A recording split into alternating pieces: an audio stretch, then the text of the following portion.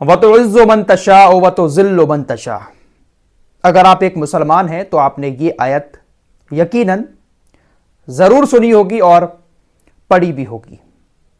लेकिन अगर एक मुसलमान होने के नाते आपने इस आयत को ना तो सुना है, ना ही पढ़ा है और ना ही इसको समझा है, तो अपने आप को समझने की कोशिश करिएगा, थोड़ा सा फिक्रमंद होने की कोशिश कीजिएगा।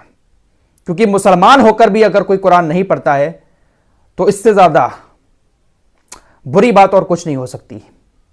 क्योंकि कुरान ही एक वो ऐसी चीज़ है जो दुनिया में हमें जीना सिखाती है।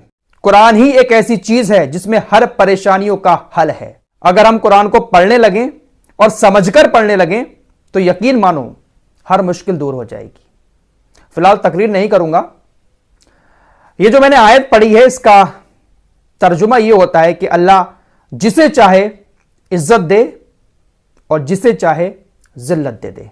वो जब जिसे चाहता है बहुत ज्यादा इज्जत दुनिया में बख्श देता है और जब वो जिल्लत देने पर आता है तो बड़े बड़े बादशाहों को दुनिया में जलील होते हुए देखा है। एक जीता जाता एग्जाम्पल इस आयत का आपके सामने है रजब तैयब एर्दोगान। 7 अक्टूबर के हमले से पहले जो हमास ने इजराइल के ऊपर किया था, इस जंग के शुरू होने से पहले पूरी दुनिया के मुसलमान रजब तैयब एर्दोगान को खलीफा मानते थे। तुर्की ने जो सीरियल बनाए, जो ड्रामे बनाए, उनको देखकर पूरी दुनिया के मुसलमान तुर्की से बहुत ज्यादा मोहब्बत करने लगे, रजब तैयब एर्दोगान से बहुत ज्यादा मोहब्बत करने लगे। ऐसी इज्जत देते थे रजब तैयब एर्दोगान को दुनिया के हर मुल्क के मुसलमान, जैसे रजब तैयब एर्दोगान उन्हीं के मुल्क के कोई नेता हों, इस्लाम के बहुत बड़े खलीफा हों। लेकिन उस इज्जत को सिर्फ 4 महीने लगे मिट्टी में मिलने के लिए। आज दुनिया का किसी भी मुल्क का शायद ही कोई मुसलमान ऐसा होगा जो रजब तैयब एर्दोगान को उस इज्जत की नजर से देखता होगा जिस इज्जत की नजर से 7 अक्टूबर से पहले देखता था।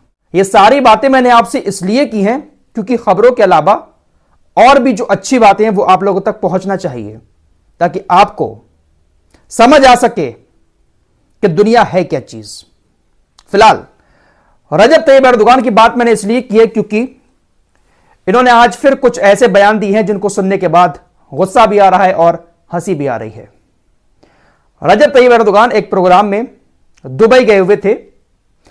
वहां पर जाकर इन्होंने कहा कि देखिए, हम अपने फिलिस्तीनी भाइयों को कभी भी बेघर, मजबूर और अकेला नहीं छोड़ेंगे।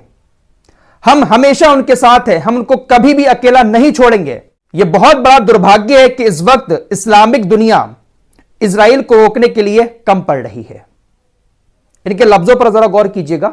इनके मुताबिक इस्लामिक वर्ल्ड जो है वो इजराइल को रोकने में नाकाम है और इस्लामिक वर्ल्ड बहुत कम है इजराइल को रोकने के लिए। इसलिए इंटरनेशनल कम्युनिटी को, दुनिया के और देशों को अरब वर्ल्ड के साथ आकर इजराइल को रोकना चाहिए। रजब तैयब एर्दोगान कहते हैं कि हम अपने फिलिस्तीनी भाइयों के साथ हमेशा खड़े हैं, उनको मजबूर होकर बेघर नहीं होने देंगे। अब बचा ही क्या है गाजा के अंदर, बचा ही क्या है फिलिस्तीनियों के पास? रजब तैयब एर्दोगान, मेरे दोस्तों अभी भी वक्त है, आंखें खोल लो। इजराइल यहूदियों को बॉयकॉट बाद में करना, पहले इन तुर्किश ड्रामों का बॉयकॉट कर दो। सबसे ज्यादा तो इंडिया में ही देखे जाते हैं, इंडिया और पाकिस्तान के अंदर। व तो इज़्ज़ु मन तशा व तो ज़िल्लु मन तशा। इस आयत का मतलब अब आप लोगों को अच्छे से समझ में आ चुका होगा। अल्लाह जब आपको इज्जत बख्श रहा हो, कामयाबी की तरफ ले जा रहा हो, तो उस वक्त को जाया ना जाने दें। रजब तैयब एर्दोगान की तरह इज्जत बहुत मिली, लेकिन उस इज्जत को उस तरह से रजब तैयब एर्दोगान नहीं भुना सके। आज 2 कौड़ी की औकात रह गई है। दोस्तों, रोजाना सुबह से शाम तक बहुत सारी खबरें मैं आपको बताता ही हूं, लेकिन इस रिपोर्ट में हम कुरान के साथ और कुरान की इसी आयत के साथ कुछ खबरों को आपके सामने रखने की कोशिश कर रहे हैं। अब आप ऐसा मत करिएगा कमेंट में आकर कि फराज भाई आप खबरें कम बता रहे हैं और इस तरह की बातें ज्यादा कर रहे हैं। ये भी बहुत जरूरी बातें हैं। व तो इज़्ज़ु मन तशा व तो ज़िल्लु मन तशा। रजब तैयब एर्दोगान जैसे इज्जतदार शख्स को अल्लाह ने इस 4 महीने के अंदर मिट्टी में मिला दिया, जबकि यमन जैसा एक छोटा सा देश, हुतीस को शायद ही दुनिया ठीक से जानती हो, और आज पूरी दुनिया में हुतीस को बच्चा बच्चा जानने लगा है। रजब तैयब एर्दोगान को एक साइड करके साउथ अफ्रीका को अल्लाह ने कैसी इज्जत बख्शी है कि साउथ अफ्रीका के लिए आज दुनिया का हर एक मुसलमान हाथ उठाकर दुआ कर रहा है। साउथ अफ्रीका ने एक बार फिर से इंटरनेशनल कोर्ट ऑफ जस्टिस में एक पिटीशन दायर की है। रफा के ऊपर इजराइल ने जो हमले किए हैं और उन हमलों में जो मौतें हुई हैं, उन मौतों को साउथ अफ्रीका नहीं देख पा रहा है। साउथ अफ्रीका ने तुरंत इंटरनेशनल कोर्ट ऑफ जस्टिस में एक पिटीशन दायर की और कहा है कि तुरंत आपको इजराइल को रोकना पड़ेगा। 1 महीने का आपने वक्त दिया है इजराइल को, लेकिन उससे पहले ही आपको दखल देना पड़ेगा। इजराइल को रफा पर हमले करने के लिए आगे आना पड़ेगा।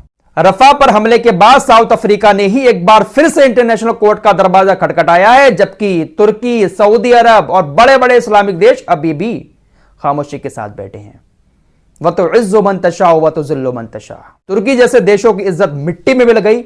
यमन और अफ्रीका जैसे देशों की इज्जत आज कितनी ऊपर है मुसलमानों की नजर में। खबर ब्रिटेन से आ रही है। ब्रिटेन के अंदर 20 से ज्यादा चैरिटी और सहायता संगठनों ने ब्रिटेन के प्रधानमंत्री ऋषि सुनक को एक पत्र लिखा है और उस पत्र में कहा गया है कि आप इजराइल को रफा पर हमले करने के लिए तुरंत रोकें। इजराइल से सीजफायर करवाने के लिए आप इजराइल पर प्रेशर डालें। दोस्तों, लाल सागर से एक जहाज गुजर रहा था, उसमें बहुत सारे हलाल जानवर मौजूद थे। उस जहाज ने हौतीस को एक मैसेज भेजा कि इस जहाज में जितने भी क्रू मेंबर हैं वो मुसलमान हैं। यह मैसेज हौतीस के पास पहुंचा और वो जहाज लाल सागर से आराम से गुजर गया। एक खबर और चल रही है कि हौतीस ने ईरान के एक जहाज पर मिसाइल अटैक किया है। हौतीस ने ईरान के जिस जहाज पर अटैक किया है वो जहाज मक्का लेकर जा रहा था। कौन जो होती है, भुट्टे जिसको कहते हैं।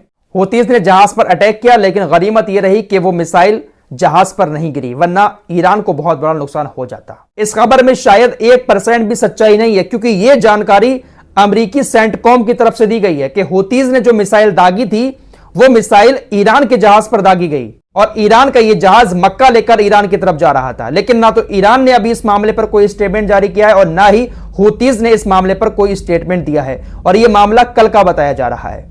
अमेरिकी सेंटकॉम इस बात की जानकारी दे रहा है, जबकि कल हौतीस के स्पोक्स पर्सन याहिया सारी ने जो स्टेटमेंट दिया था उसमें उन्होंने बताया था कि हमने अमेरिका के एक जहाज स्टार आयरिस को लाल सागर के अंदर निशाना बनाया है। तो ये देश इस तरह का प्रोपेगेंडा चलाकर आपस में भी लोगों को लड़ाने की कोशिश करते हैं। फिलहाल इस रिपोर्ट में इतना ही। हो सकता है कि आप लोगों को ऐसा लगे कि फराज भाई आपने इस रिपोर्ट में खबरें कम बताई, लेकिन दोस्तों मैंने कुरान की इस आयत का थोड़ा सा मतलब बताने की कोशिश की, समझाने की कोशिश की कि आखिर दुनिया क्या चीज है और इज्जत और जिल्लत सिर्फ उसी के जिम्मे है। परेशानियों को दूर करने का, दूर भगाने का एक नुस्खा हमारे पास है, कुरान। फिलहाल इस रिपोर्ट में इतना ही। मिलते हैं कुछ और नई खबरों के साथ, तब तक के लिए अपना ख्याल रखिए। अल्लाह हाफिज। दोस्तों, हमारे वीडियो पसंद आए तो फॉलो सब्सक्राइब कीजिए और साथ ही साथ उस चैनल को भी जरूर सब्सक्राइब कीजिए। मिलते हैं कुछ अगली खबरों के साथ, तब तक के लिए अपना ख्याल रखिए।